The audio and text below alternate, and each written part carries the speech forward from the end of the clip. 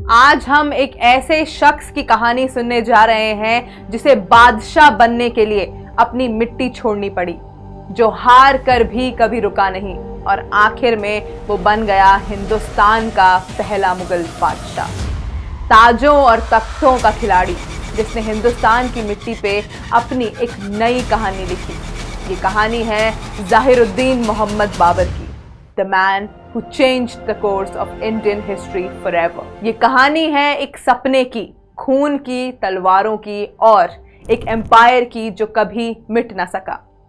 1494 में दूर कहीं सेंट्रल एशिया के बर्फीले पहाड़ों में एक 12 साल का लड़का फरगाना के छोटे से राज्य का राजा बना।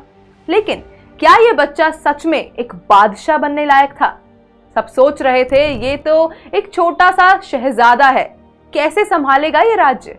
बट बाबर की आंखों में एक और सपना था, एक सपना जो उसको काबुल समरकंद से हिंदुस्तान तक ले गया। Babar fought battles after battles like a lion in the jungle। अपनी मिट्टी, अपना राज्य, अपने दोस्त, अपना घर, सब कुछ खो दिया, पर जो हार में भी जीत देख ले उसका नाम बाबर है। He set his sights on the biggest prize of all, Hindustan, a land so vast, so rich, it was the crown jewel he always dreamt of। फिर आया 1526 का वो दिन, the first battle of Panipat. Babar अपनी छोटी सी आर्मी के साथ इब्राहिम लोदी से लड़ने निकल पड़ा, जो उस समय हिंदुस्तान का रूलर था।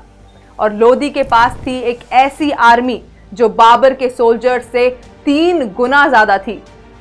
But Babur was not an ordinary king. वो सिर्फ तलवार नहीं चला रहा था, वो अपनी सोच, अपनी बुद्धि का इस्तेमाल कर रहा था। वो तोपें लेकर हिंदुस्तान पहुंचा और इतनी तोपें कि उनको गिनना भी मुश्किल था। हिंदुस्तान में इतने हथियार कभी नहीं देखे गए थे। तोपें जंग में तूफान मचा रही थी, सिपाही यहाँ वहां छुपने के लिए दौड़ रहे थे और इब्राहिम लोदी का सपना एक पल में छिन गया। बाबर ने दिखा दिया कि ये लड़ाई सिर्फ हाथ और तलवारों की नहीं, बल्कि दिमाग और रणनीति से जीती जाती है। जैसे ही इब्राहिम लोदी की लाश मैदान में गिरी, बाबर हिंदुस्तान का नया बादशाह बन चुका था। लेकिन क्या ये बाबर के संघर्षों का अंत था? बिल्कुल नहीं।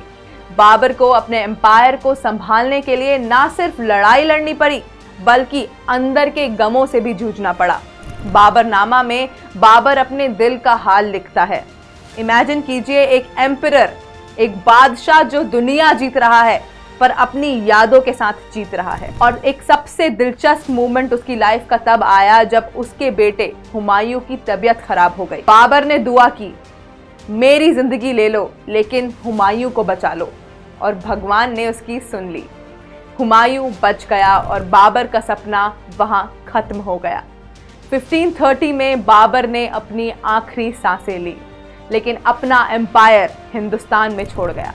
बाबर का सपना जो कभी सेंट्रल एशिया के एक छोटे से राज्य में शुरू हुआ था, अब हिंदुस्तान का दिल बन गया था। और मुगल एम्पायर ने वो लेगेसी जारी रखी जो आने वाले 300 साल तक हिंदुस्तान का इतिहास बन के रही। तो दोस्तों, बाबर की कहानी एक लेसन है, अगर सपना बड़ा हो तो राहें खुद बनानी पड़ती हैं। ये थी एक कहानी उस बादशाह की जो कभी थमा नहीं, कभी रुका नहीं।